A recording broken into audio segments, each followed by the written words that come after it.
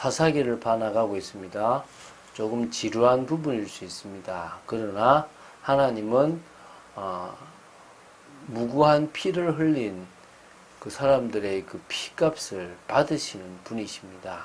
우리가 인생을 살아가는데 우리가 함부로 살아가면 안 되는 이유 중에 하나도 우리가 알게 모르게 했던 그것에 따라서 우리가 다 이렇게 그 결과를 당하게 됩니다. 그것이 우리가 천국을 가는 거나 구원을 받는 것하고는 관계가 없을지 모르지만 이 세상을 살아가는 동안에는 우리가 믿음으로 살아가야 되고 사람들을 살리는 불의한 피를 흘리거나 무고한 피를 흘리는 일이 없어야 될 줄로 생각됩니다. 우리의 인생이 하나님의 계획과 뜻에 붙잡힌 바 된 축복된 인생 되어지기를 주 예수 그리스도 이름으로 축원드립니다. 자, 사사기 9장 30절부터 49절 말씀을 보려고 합니다.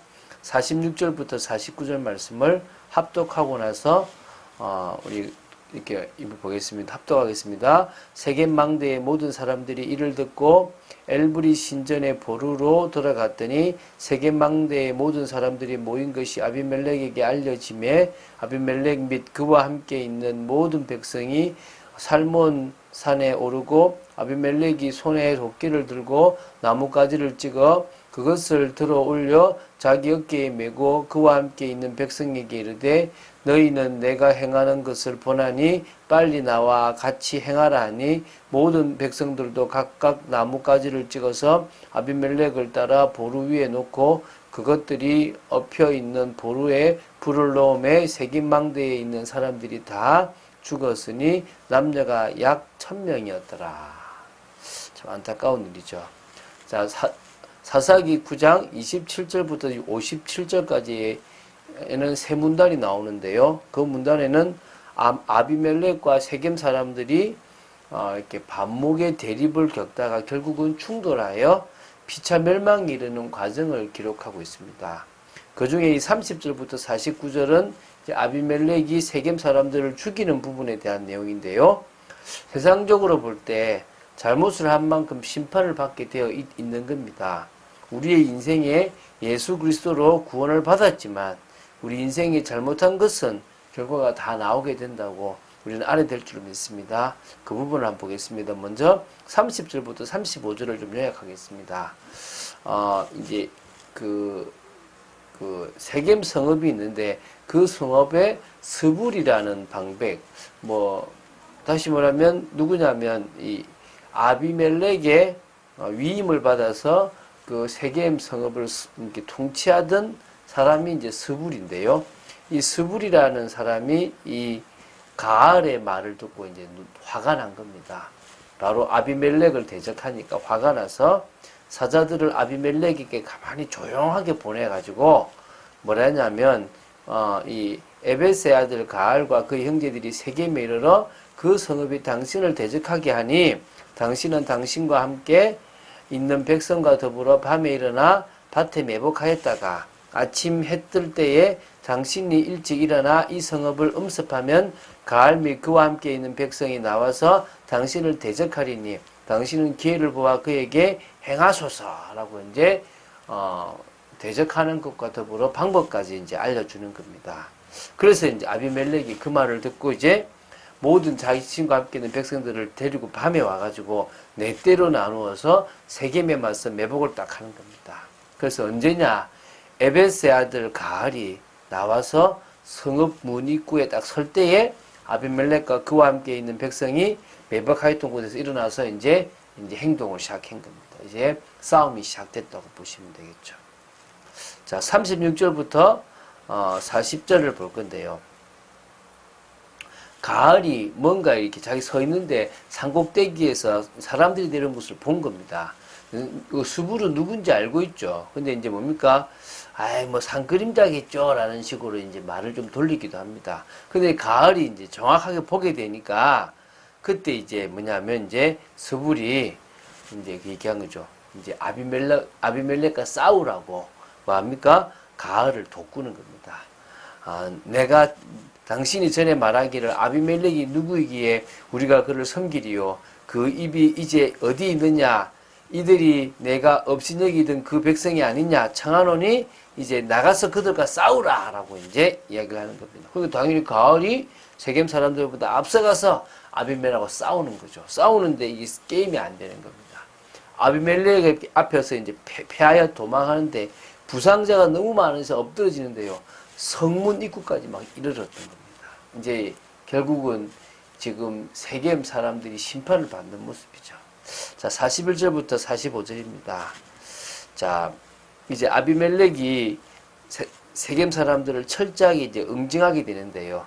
먼저 이제 스불이 이 가알과 그 형제들을 이 세겜 성읍에서 쫓아내서 거주하지 못하게 합니다. 그리고 아비멜렉은 세 무리들을 이제 이렇게 세 무리로 자기 백성을 나누어서 매복해가지고 세겜 사람들을 쳐들어갔는데요. 아비멜렉이 종일토록 그 성을 쳐니까요.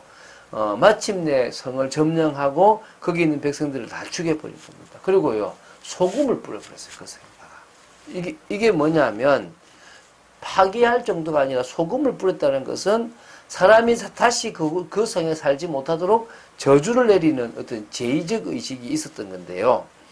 다시 말하면 자신을 배반한 세겜을 철저히 응징하는 것과 더불어요. 잔혹한 아비멜렉의 모습을 볼 수 있습니다. 잔혹하니까 자신의 형제와 같은 형제죠. 70명을 죽인 거 아닙니까? 배달났지만 그죠. 그 형제들을 죽였다는 자체가 잔혹하다는 거 아닙니까? 그죠. 자, 이제 46절부터 49절을 보겠습니다. 자, 요 성읍이 있고 이게 좀 컸는지 옆에 또 성읍 망대가 있어요. 망대라는 것은 이제 이렇게 뭡니까? 성을 이제 위에서 이제 이렇게 지키기 위해서 만든 곳인데 그 망대가 꽤 컸는가 봐요. 그 망대에 한 1000명이 들어갈 수 있는데요. 그 성읍 망대의 모든 사람들이 이 성읍에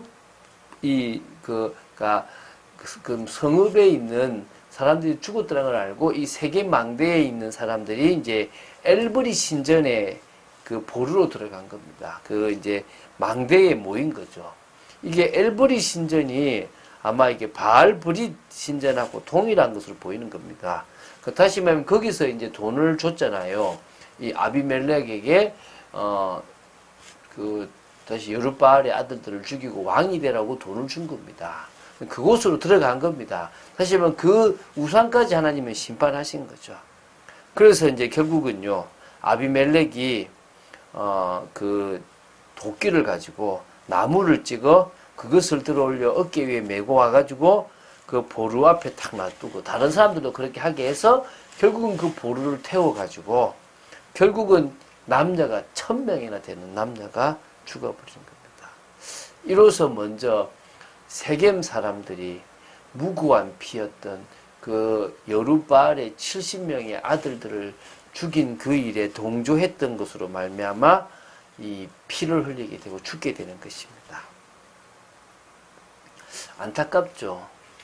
우리는 언제나 믿음으로 올바르게 말씀을 따라 살아가야 될 것이고 또 여러분을 잘못하는 사람이 있거나 힘들게 하는 사람이 있으면 싸우지 마세요. 주님이 대신 여러분의 그 싸움을 하실 것입니다. 원수 갚는 것이 주님께 있다 그랬습니다. 심판이 주님께 있다는 사실을 알고 그 심판하시는 주님을 바라본 여러분 되시기 바랍니다. 자, 우리가 응답의 현장을 발견하기까지 좀 시간이 걸립니다. 여러 과정들이 있습니다. 저도 그런 과정들을 걸어가는데요. 어제도 하나님께서 또 이 서초에 이렇게 살진 않지만 직장을 두고 있는 그런 또 사람을 한 명 만나게 해서 말씀을 나누도록 허락하셨습니다. 계속적으로 여러 사람을 만나면서 저를 달아보시기도 하고 제 속에 있는 동기가 드러나기도 하고 또 사람들이 또 잘 따라오다가도 자신의 동기가 있는 것이 드러나기도 하더라고요. 바울이 팀을 이루어서 제2차 순회 선교, 다시 말하면 선교 여행을 떠나서 하나님이 원하시는 그 마게도냐를 바라보기까지의 그 과정 속에서 성령이 맡고 많은 일들이 있었습니다. 그렇지만 결국은 그 그 과정을 지나서 하나님이 원하시는 자리에 그들이 갔습니다. 우리도 마찬가지입니다. 틀을 받고 나갈 것이고 하나님이 원하시는 집중의 축복을 누리게 하실 줄로 믿습니다. 그래서 분명히 우리가 복음으로 답이 나서 하나님과 통하고 또 복음으로 답을 주는 귀한 인생을 살게 하실 줄로 믿습니다. 결국은 싸워야 됩니다. 저는 지금 제 주위에 저도 모르게 너무나 많은 우상에 세상 문화에 이렇게 있다는 걸 봅니다. 그걸 숨기지 않지만 그것에 나도 모르게 젖어간다는 것들을 보게 됩니다. 우리가 싸워야 됩니다. 하나님의 은혜를 사모하고 우리의 마음을 열고 주님이 우리 인생을 책임지도록 맡기는 삶을 살아야 될 줄로 믿습니다. 그럴 때 하나님의 역사를 보게 될 줄로 믿습니다. 그런 축복을 누리는 여러분 되시기를 주 예수 그리스도 이름으로 축원드립니다. 주는 그리스도시요 살아계신 하나님의 아들이심을 고백합니다. 말씀 따라가기를 간절히 소원합니다. 하나님의 뜻과 통하기를 간절히 소원합니다. 저희들이 잘못한 모든 것들을 갚으려고 하지 말고 주님께 맡기고 믿음의 삶, 하나님의 원하시는 삶을 살아가기를 간절히 소원합니다. 역사하여 주시옵소서. 주 예수 그리스도 이름으로 기도드립니다. 아멘.